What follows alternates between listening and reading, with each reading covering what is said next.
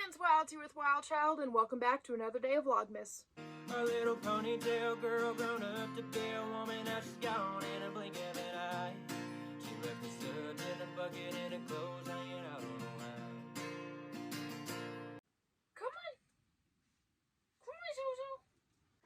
So, 3 things before I begin this Vlogmas episode. Here's an update of the store as we continue to set it up.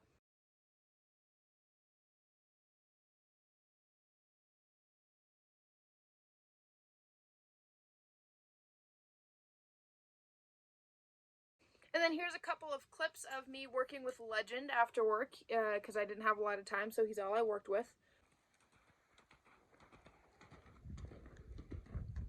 Oh.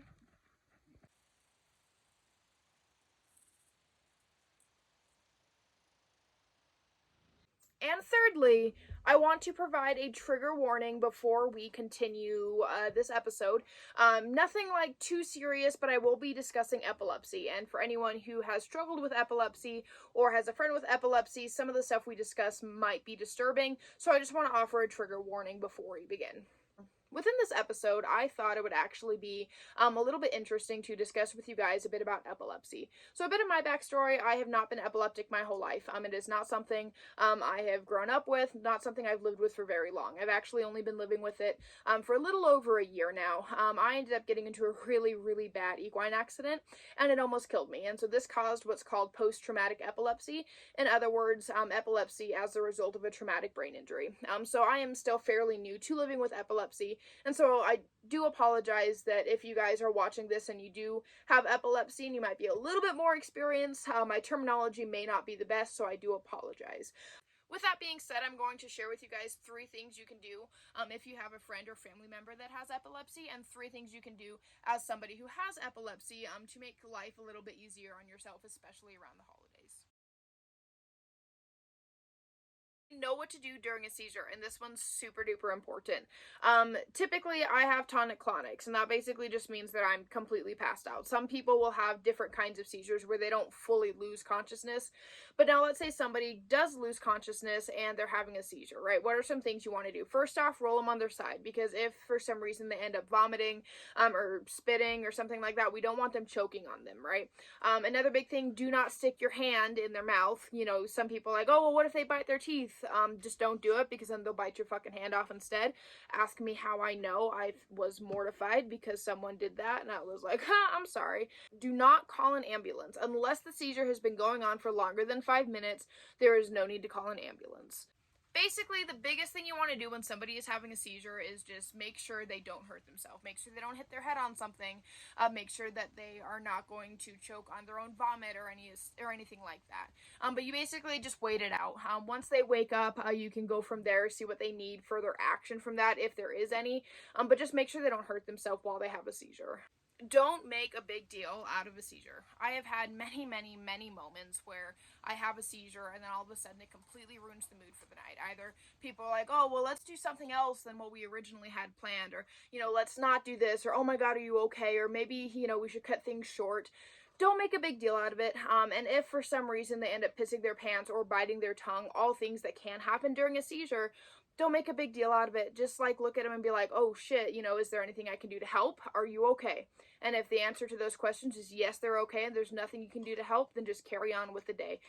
Don't make a big deal out of it, and please don't treat somebody differently just because they have epilepsy or just because they have a seizure. When I ended up developing epilepsy after my accident, I kind of lost a lot of friends because they were like, oh my God, what if she has a seizure? And they felt like they were walking on eggshells around me, which kind of really pissed me off, because people started to treat me differently, or if they'd see me have a seizure, they'd treat me differently after that. So don't treat somebody different just because they have epilepsy or because they have a seizure. Be educated on epilepsy.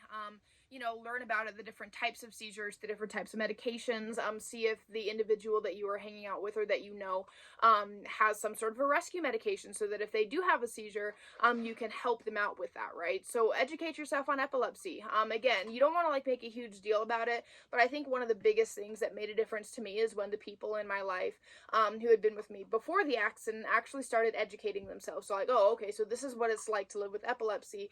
We can take this knowledge to better help Kenzie, right? So when you have a friend or a family member who may be epileptic, educate yourself. Like, that's the best thing you can do. And don't hesitate to ask questions as well. I am very much a person, I'd much rather you ask questions than just play dumb or say something because you just don't know. I'd much rather somebody ask me questions. So don't be afraid to ask questions either. Now, I will fully admit some people may not like the questions. You might be like, well, what's it like to live with epilepsy? And that's okay. Some people don't want to answer those questions, so then you just don't. But it's always a good thing to educate yourself. Now that we have gone over 3 things you can do when you are spending time with a friend or family member that has epilepsy, let's go on to 3 things that you can do as an epileptic to help the people around you. First things first, make sure that the emergency contacts in your phone are updated, right? So people who know what to do if you have a seizure, know what to do if you have a serious seizure. So make sure that those emergency contacts are updated and that people can readily access them in the event they need to. Secondly, educate the people you're around in the event you have a seizure, right? Let them know what to do, what types of seizures you typically have, just kind of stuff like that. Just make them known and educate them on what to do, because the last thing you want to do is like not tell anybody, and then you're having auras, and then all of a sudden you have a seizure and everyone's panicking because they didn't even know you're fucking epileptic. Now, let's say you are on medication and you manage it, so you don't really have seizures all that often. Then you don't really have to announce it. And to be honest with you, it's not anyone's fucking right to know what your disabilities are or what you struggle with. So you don't always have to announce it either. For me, because we're still kind of in that gray area of figuring out how to manage that medication, I'll still tell people, hey, I'm epileptic. If I have a seizure, this is what you do. And that's just something that I tend to do, to be open and honest with it, because I haven't quite figured out how to manage it with medication. We're getting there. We're a lot better than when I started. But if you are in that situation like I am, where you haven't exactly been able to medicate it or manage it to a full extent, then it's always good to educate people and make them aware of it. Pace yourself.